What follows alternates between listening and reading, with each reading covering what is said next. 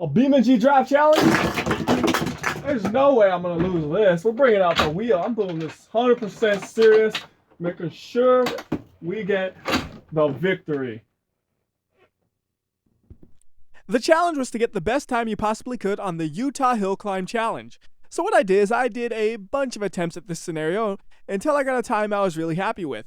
Then I went into editing and I recorded the voiceovers after I did the lap, so it's gonna sound a little bit more awkward than normal because I'm not used to doing voiceovers like that, but I felt that was the best way to get the best time I could possibly get. Plus, my mind could actually focus on what I'm saying, and then my mind could actually focus on driving separately, where if I try to do them both at the same time, it becomes a jumbled mess anyways.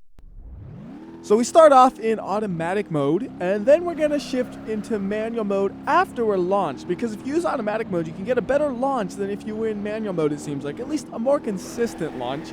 And really the key to something like this is to always find landmarks that tell you when to brake. That is huge in being able to do a really fast lap really consistently, is knowing exactly when to brake. Now for me, most of the time, I'm looking at a specific plant. And when I'm right next to that plant, or when that plant comes into view or something like that, that tells me to slow down. Right here, I actually just stuck it in second gear and kept it there to limit my speed. Because if I went faster than what second gear would take me, I would end up crashing. So there's no reason to upshift right there. It's just keep it in second the whole way, because you'll be able to be stable and be able to drive through there without crashing and spinning out. I did upshift right at the end right there because it's a little bit straighter for just a second, but it probably wasn't necessary at all.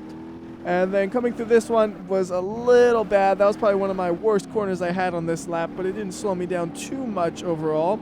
This next corner is kind of an evil one. You have to make sure you come out of this one as fast as you possibly can, so that means you really go into the corner deep like I did right there, and then you have to come out of it fast because there's a huge straightaway kind of thing right ahead of it where you can just keep accelerating all the way into third gear until you have to slow down for this turn right there. And that one, I was lucky. I almost popped it up in a way where I probably couldn't have came through it well, and I might have even flown off the course if I was a little bit off.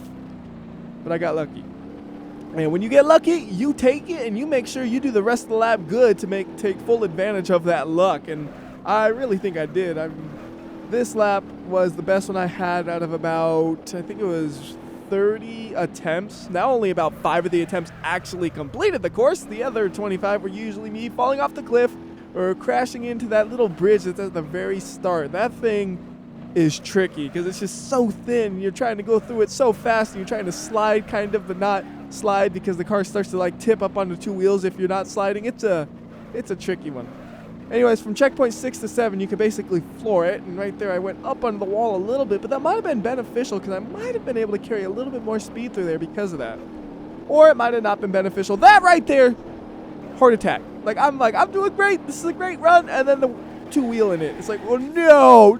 It did slow me down a bit because I wasn't able to put the power down properly with only 2 wheels on the ground, but I'm just happy I didn't spin out. Now, what I'm going to do is I'm gonna pull up a menu thing that says competitive scenarios are enabled. The reason I want to do that is because I have another run for this scenario where I have a modified car. This one, totally stock, and you can't modify a car when competitive scenarios are engaged. That's why I showed that to you. But I wanted to do one where I tuned the car to my liking, because when I played games like Forza and Gran Turismo, I always had good luck tuning the cars to my specific preference. Like sometimes I would use a calculator as a base, but then I'd always tweak it to get it to be exactly how I want it. And that's what I did with this car. Now the actual tuning setup I use is secret because I forgot to put it on camera. And I probably couldn't duplicate it because it's a lot of just, okay, I felt this needed to be stiffer, this needed to be softer, all that kind of stuff. But I kept the gearing because I thought maybe I would still use the whole hold second gear for some section. But right here, I felt confident enough in the vehicle to actually shift into third as I drove through it because I thought that it would be able to go through this without spinning out at a higher speed than the normal one, and it definitely felt like it could. Like this thing felt like it handled quite a bit better. Now this run's a little bit sloppier than the other run because I only did this maybe 7 attempts or so. I don't think it was quite 10, but I think it was more than 5. And this is only the second or third one I finished. Like this, I didn't put nearly as much time into because this is just an extra for fun thing. This should not be the time that's counted as the challenge because this is not the same car everybody else used. I just wanted to see if I tuned up a car in the way I like to have them set up, would it improve the time, and if so, by how much? And the answer is it does improve the time. By how much, though? I can't remember. I think it was about 7 seconds, but I'll wait until the end to see what it tells me, and then I'm like, yep, it was 7 seconds, or no, it wasn't 7 seconds. I am an idiot. But you can tell, though, like, this thing doesn't seem to move faster. It just looks like it has more grip, basically, and that's all down to tuning and changing the way the suspension's set up and stuff. Right here, oh, that was scary. I thought I was going to fall off. If I had the normal one, I would have probably fallen off right there. That was just a miracle of tuning, saving me right there. And I'm just going to let it drive off to the finish because I don't have much more to say. And I'm actually really curious how much better the time was. So, I mean, we got to that checkpoint right there probably almost 10 seconds earlier than the other run. So this should be almost 10 seconds faster. Probably not quite because I don't think I'm going to go much faster here. So, yeah, about 7 seconds faster than the other one. Not bad.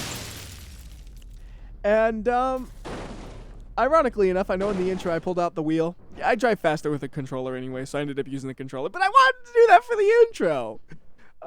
Anyways, I think that's all I have to say about this. I did the best I could, and anybody out there could feel free to beat it. I know there were a couple of things I felt like I could have improved on, but I just didn't have the time to dedicate to do that. So, till next time, this has been WhyBeAre.